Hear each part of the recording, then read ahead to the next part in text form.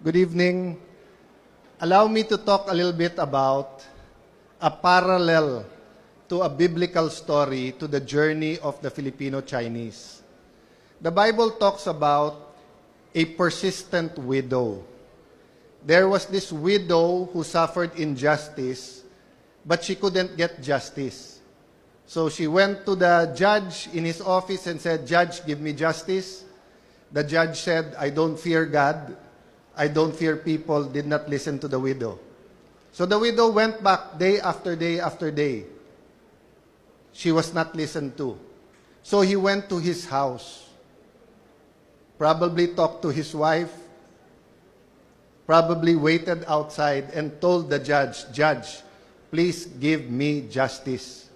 Because she was so persistent, the judge finally came out and said, "I don't fear God nor man.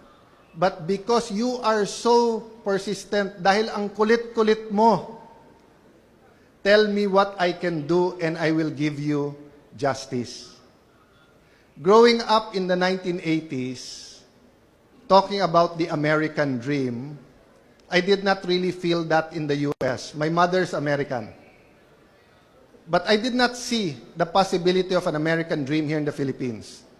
But any one of us who had a Filipino-Chinese friend had that story of someone coming from China in the 50s, 40s, or 60s, wearing plain jeans, a plain white or black t-shirt, maybe a jacket, slippers, starting in a restaurant, in a hotel, maybe sa City Hall ni Mayor Isko, starting in a manufacturing company.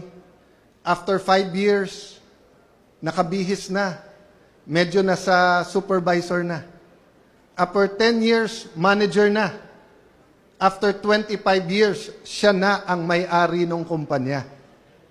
That was my impression of the American dream growing up, looking at the success of the Filipino-Chinese. Maybe at this time, I just want to acknowledge Dr. Lucio Tan, of course, the Chairman Emeritus of the Federation. Mr. Victor Lim, thank you very much, sir, Mr. President, for the invitation.